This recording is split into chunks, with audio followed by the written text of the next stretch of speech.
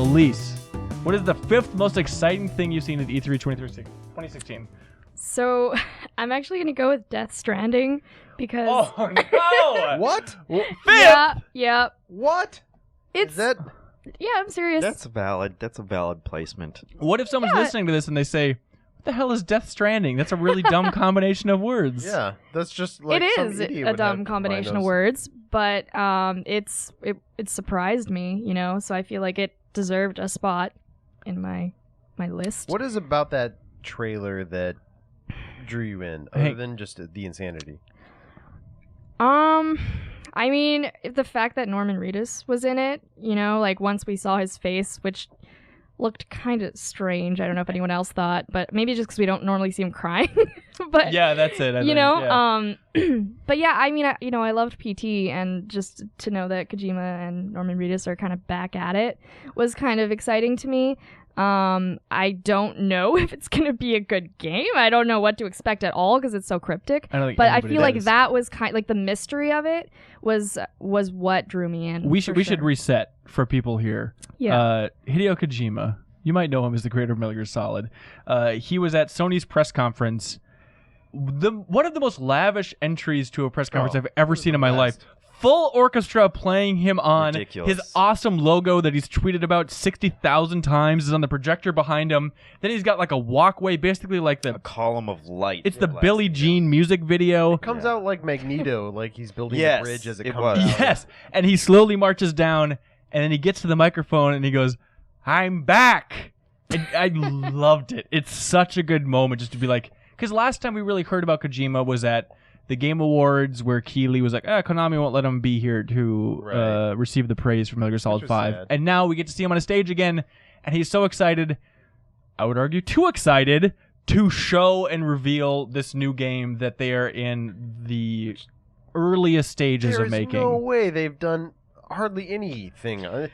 You know, like, I'm impressed they even had a trailer to show. Like, the fact that they put that together is crazy impressive. Mm-hmm. Yes. And that's why I think it's actually a good number 5, because I don't think anything in that trailer is going to end up in the game. Right. But Exactly. it kind of signals, along in the same way that he kind of came out so lavishly, this is like Kojima Unchained. Like, totally unfiltered now. He can do whatever he wants. I think Sony's probably gotten that message of just like, hey, people love this guy. Just let him do whatever he wants. But part of him doing whatever he wants is, I'm going to get out of the gate because I don't want to keep secrets anymore because I'm a rebel.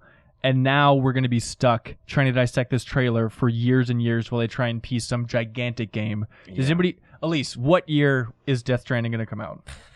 Maybe 2018. I think that's generous. I could see 2019. Yeah. This is like last year talking I about the think 7 it's gonna be remake. 2020 even. It could be. I mean, so what we know about this, it's Norman Reedus, who's an actor on Walking Dead. It's him in the nude holding a baby. There's oily handprints going all around, like ghosts pressing imprints on the sand. Reveals a bunch of dead whales on the beach. And what really got me then is over the beach, over these dead whales, there's 5 floating figures. Are they figures? They just look like lines to me. I think they're people. Okay. I think they're people. And maybe it's just because I love Psycho Mantis. It's hard to tell. Oh, maybe I need to watch it again. I certainly thought that they were figures. And also Norman was naked. Let's not forget that. Very naked, Well, yeah. And there was a fetus there, and the umbilical cord, was that attached to him? I think so, but it was think kind of so. unclear. And he also had handcuffs on. And in Reiner's interview with Kojima, he was talking about how the whole game is about connections. And to him, the handcuffs connect you to someone else, and the umbilical cord connects you. So he's trying to build this kind of extended metaphor. Kojima got wonderfully preachy in that interview, which is up on GameFormer.com if you want to check it out, where he's talking about how he's inspired by the concept of the rope. And there's this old book, I think he said, and he's like, I don't know if it's translated in English or anything, but this old book talks about how like the first invention of man was a stick to push people away. And then later on, we invented the rope to bring people closer, if you want to get philosophical here. And so Kojima's angle was he wants this... invented the stick. But his angle was he wants this game specifically to be about connections and bringing people closer together.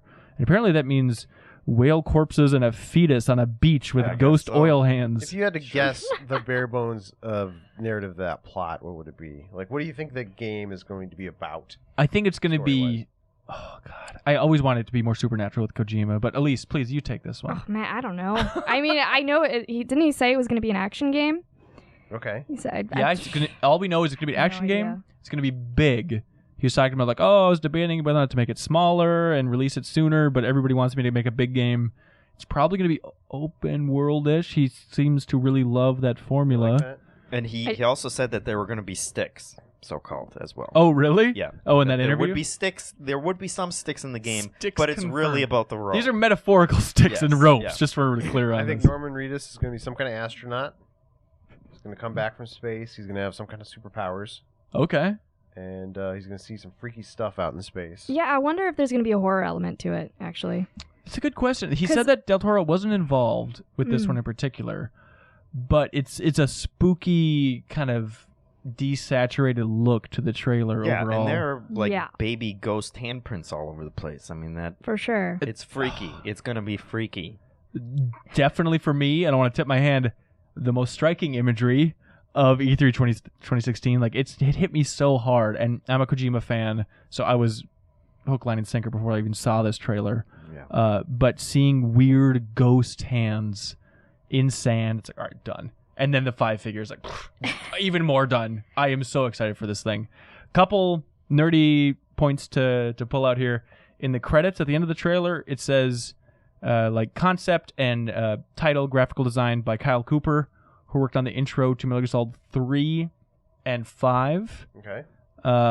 So for the Metal Gear fans out there, important to note. Also, it says voice work, and the name was somebody other than Chris Zimmerman-Salter, who we had on the podcast back for the GI spectacular about recording Metal Gear Solid. So, at least going off this trailer, and the recording at least of this trailer, and I presume the entire game, it looks like she won't be involved. I know at the end of that podcast she was saying that she was hoping that she would be involved at some point. But good pick, Elise.